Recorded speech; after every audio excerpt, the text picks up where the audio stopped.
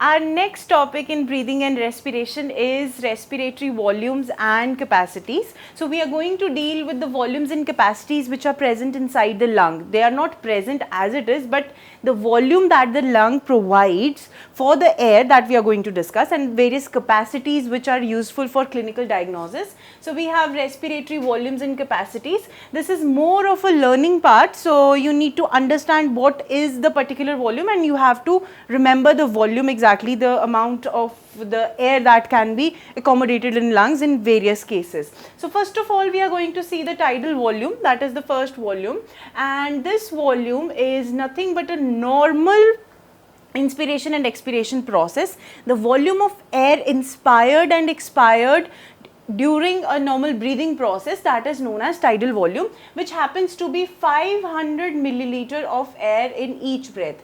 And you know, approximately 12 breaths are taken, 12 breathing rounds are taken in every minute. So we have 6,000 to 8,000 milliliter of air that goes inside us and is given out from our lungs in 1 minute. Alright, then the next volume that we deal with is inspiratory reserve volume. You know that whenever the breathing process is being undertaken by the body, there, apart from a normal breathing process, that is inspiring and expiring, as I am doing right now, you might be doing. Apart from that, there are certain cases when we do things like there is a forceful breathing, or there is a forceful giving out of the air. Such volumes that are to be considered, they are known as reserve volumes. So in the case of inspiration, when you are doing a forceful inspiration, that means you are trying to take up maximum air inside the lungs, that is known as inspiratory reserve volume. That apart from this tidal volume, how much of air, additional volume of air, can be taken inside the lungs during a forceful inspiration, as you might have seen with people doing such sort of inspirations that are forceful. That maximum amount that can be taken in, that is known as inspiratory reserve volume. And to your surprise, you will be surprised to know that this is around 2500 milliliter to 3000 milliliter of air which can be taken inside our lungs forcibly after an expiration, and then taking in complete inspiration process, like you are inspiring forcefully, maximum amount of air that you can take inside the lungs in one inspiration. So is in the case of expiratory reserve volume.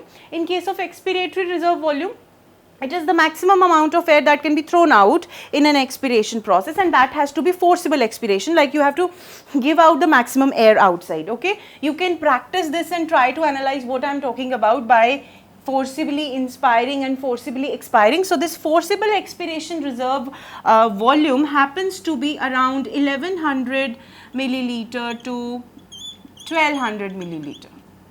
This is the maximum amount that could be, no, it's not 1100, I'm sorry, it is 1000 milliliter to 1100 milliliter, just correct it, that it doesn't come around 1200 milliliter, it is 1000 to 1100 milliliter.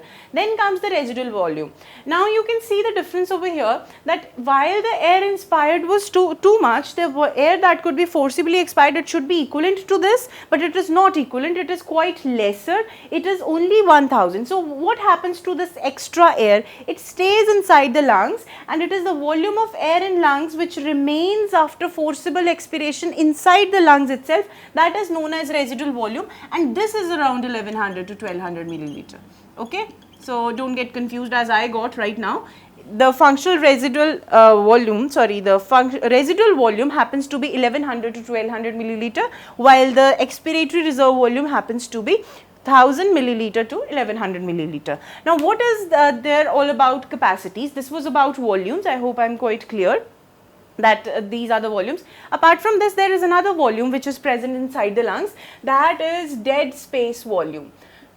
Now you know that the lungs are divided into two parts. Our entire respiratory system is divided into two parts. First one is the conducting part and the other one is exchange part. We had discussed about it. That exchange part is accommodating these volumes. What about the conducting part? So the air that cannot be utilized for exchange or is not present in the exchange part, that happens to be present in the conducting part, and that conducting part volume that could be accommodated is 150 milliliter. Please remember, remember that the dead space volume is 150 milliliter. You have to remember all these terms, you have to understand what they are, and you have to remember the values as well, how much volume can be accommodated in the lungs. Now talking about capacities, a capacity is the outcome of addition of few volumes, okay. Now as the name suggests, we are having inspiratory capacity, that means it is going to deal with the tidal volume as well as the inspiratory reserve volume, because that is the total capacity of the lung that it can take in terms of inspiration. That means maximum a lung can accommodate in terms of inspiration would be inspiratory capacity, and that happens to be tidal volume plus IRV. You can calculate from the values that it would be around 500 milliliter in each breath plus 2500 to 3000 milliliter. So it accounts to around 3000 milliliter approximately. Then the next thing that we have is expiratory capacity. Apart from the normal breathing that is being given out and the maximum that can be breathed out, that can be thrown out, that is the capacity of the lung. That means that much amount of the volume can be thrown out, that is the capacity, and that is known as expiratory capacity. Again, it is similar to as in the case of inspiratory capacity, that how much volume the lung can accommodate totally along with the normal breathing. So there is tidal volume plus expiratory reserve volume, and this also you can calculate, it would be 500 milliliter plus 1000 milliliter. So around 1500 milliliter of air comes inside the expiratory capacity of the lung, normal breathing lungs. Now the next one is functional residual capacity. We did discuss that there is something known as residual volume which stays in the lung even after forcible expiration. So we have the capacity, residual capacity, that is the amount of air that the lung can accommodate apart from the normal breathing process, that is tidal volume. So this capacity happens to be the residual volume which stays inside the lungs, which is not given out, and the expiratory reserve volume which can be forcibly given out. So that happens to be 1100 milliliter plus 1100. So you can make it out that it is around 2200 milliliter or 2000 milliliter, to be very precise. That is functional residual capacity. That means you have forcibly inspired, complete inspiration has taken place. Now the capacity of the lung for the forcible expiration would be ERV plus RV. Now coming to the vital capacity, there is a forcible inspiration, the inspiration has been completed. Now we have to talk about the expiration being completed,